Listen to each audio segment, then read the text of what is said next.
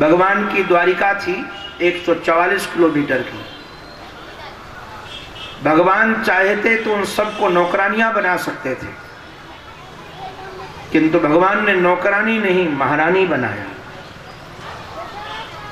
और कहा जो अन्य पटरानियों को तुम्हारे हमारे यहाँ सम्मान है वो तुम्हारा भी सम्मान होगा। और इधर माता अदिति के कुंडल वरुण का छत्र ले जा करके इंद्र को दिया, वहाँ से पारिजात नामक वृक्ष लेकर के आए हैं, स्थापना किया।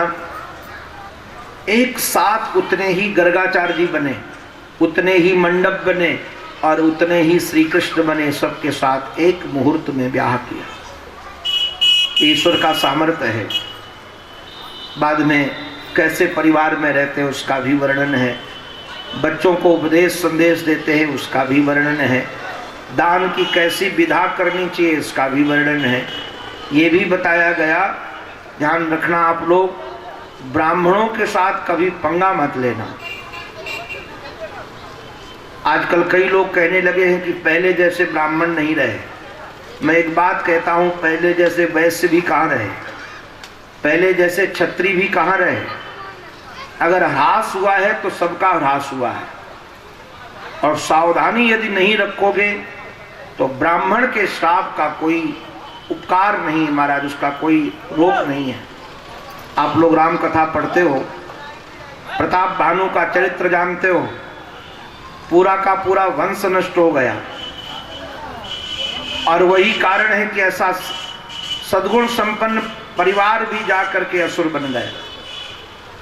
यहाँ बताया गया है कि बालकों को लेकर भगवान गए थे और एक बगीचे में महाराज बच्चों ने कुएं में गिरगिट देखा और जो भगवान ने उसका स्पर्श किया तो उसने कहा कि मैं तो एक राजा था और मैंने खूब गाय दान दी। उन्होंने कहा गाय दान दी तो बूढ़ी गाय दी होंगी, बोले तरुणी हेम रूपा। महाराज सिंह उनकी खून महाराज स्वर्ण से मंडित करके दिया गया।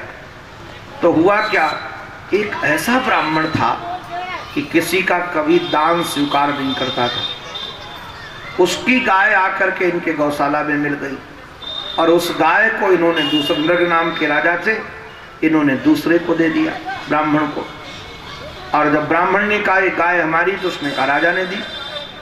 दोनों झगड़ करके चले गए और राजा ने न्याय करने में देरी कर दी। आज भारत की दयनीय दशा इसलिए है और पता नहीं इसका सुधार होगा कि नहीं होगा। हम लोग तो केवल प्रार्थना कर सकते हैं। न्यायपालिका इतनी गड़बड़ है। अभी ब्राह्मण हमारे पास आया था, बेचारा 20 साल से मुकदमा लड़ रहा है अपनी खेती पाने के लिए, उसको नहीं मिली और वो हार गया क्योंकि उसके पास पैसा नहीं है, उसके पास सिफारिश नहीं है। मैं विचार करने लगा कि जिसके पास पैसा नहीं है, जिसके पास सिफारिश नहीं है, उसको न्याय ही नहीं मिलेगा। वह जीवन भर बेचारा लड़ते लड़ते हार गया।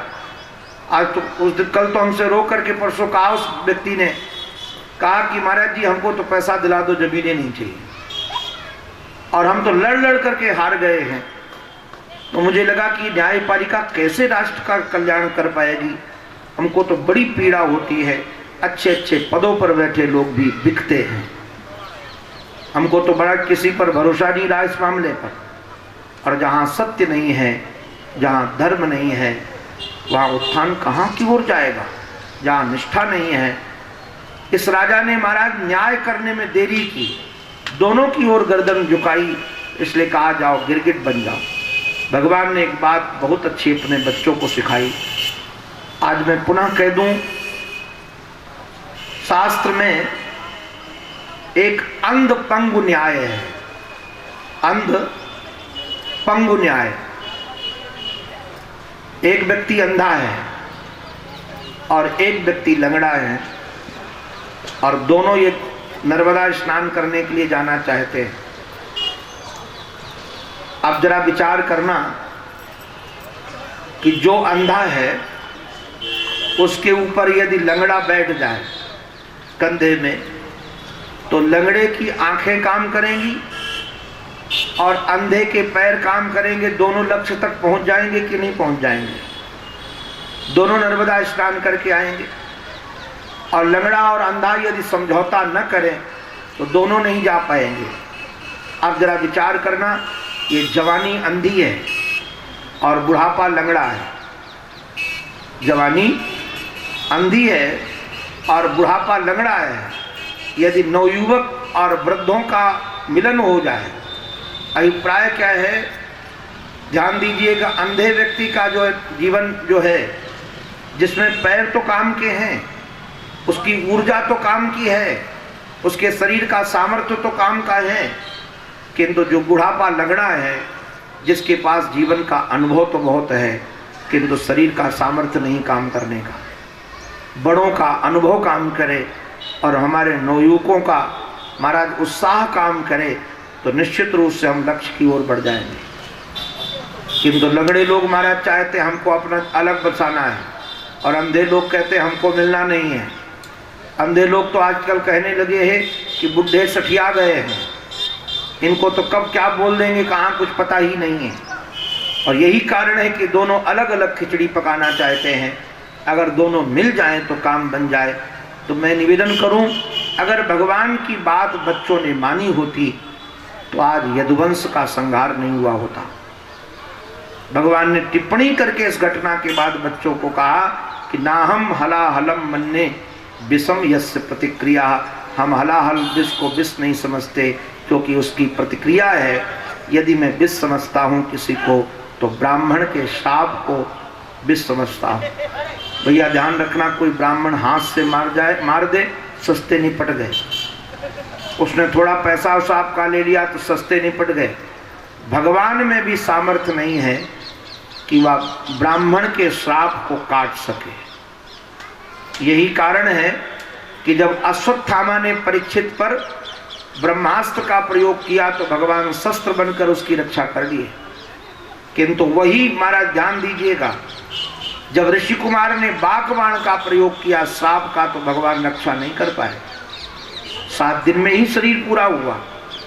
इसलिए ब्राह्मण के प्रति आदर से हमारा जीवन भरना चाहिए। हमारे जीवन में उनके प्रति आदर का भाव आए जिससे हमारा जीवन उन्नति की ओर बढ़े। ये हमारे श्री ठाकुर जी ने बच्चों को संदेश दिया किंतु बच्चों ने स्वीकार नहीं किया है। बाद में जरासंध के उद्धार की नारायण चर्चा है। राजसू यज्ञ में श्री ठाकुर ने कैसे पत्तल उठाई, कैसे महाराज अग्र पूजा उनकी हुई, उसकी भी चर्चा की गई। राजसू यज्ञ की संपन्नता की, बाद में दुर्योधन के अपमान की भी चर्चा की गई। और बाद में हमारे दाऊ दादा जब वृंदावन गए हैं तो वहाँ की कुछ चर्चा है। द्विविदादि बानर के उद्धार की चर्चा है। और अब हमारे राजर्षि परीक्षित ने एक प्रश्न पूछा कि गुरुदेव अभी तक जो मैं प्रश्न पूछता रहा आप उत्तर देते रहे, अब आपको जो चरित्र भाता हो वह चरित्र आप हमें सुनाइए। तो हमारे श्री सूत जी महाराज कहते हैं, विष्णु राते न संप्रष्टो भगवान बादरायण, विष्णु राते न संप्रष्टो भगवान बादरायणी, वासुदेवे भगवती निमग्न हृदयो ब्रवीत। भगवान की भक्ति में निमग्न होकर के हमारे विरक्त श्रोमणी से सुखदेव जी महाराज ने जो चरित्र सुनाया है वह चरित्र है सुदाम चरित्र। भागवत में सुदाम का पात्र जो इतना दिव्य है, इतना महिमा मंडित पात्र है, आपके सामने भी इसकी चर्चा करेंगे। पहले हम सब एक भजन का रस ले लें, उसके बाद से चर्चा होगी जो बहुत रसीली है। सुदाम चरित्र मुझे बहुत भाता है, मैं कई बार इसको जीता हूँ क्योंकि ये पात्र हमारे हृदय से बिल्कुल मिला जुला हृदय है उनका, इसलिए इस पात्र को हमें जीने में रस मिलता है। इस पात्र की चर्चा भी हम सब भजन के बाद करेंगे। आप सब सावधान होकर इसका रस लीजिएगा। अभी हम सब एक भजन का रस लें।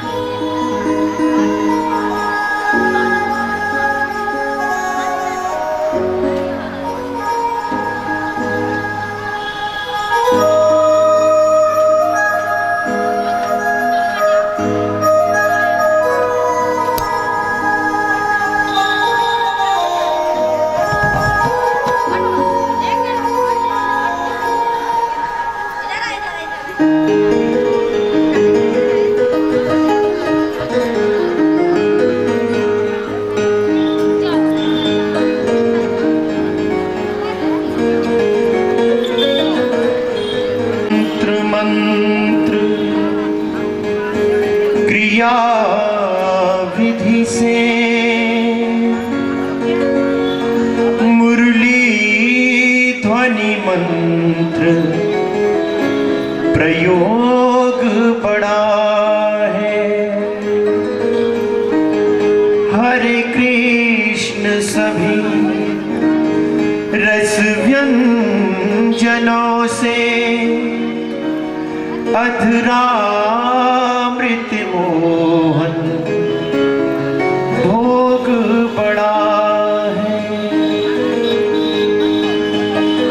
जग में कहीं औषधि है ही नहीं,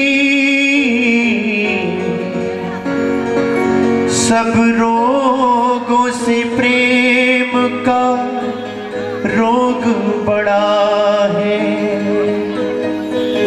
जिस योगी पतंजलि ने विरचा, उस योग से कृष्ण वियोग बड़ा है। उस योग से कृष्ण वियोग बड़ा है। जीवन की शाम आई पर शाम नहीं आई। बैठा हूँ उनकी राह में, मैं पलके बिछाए।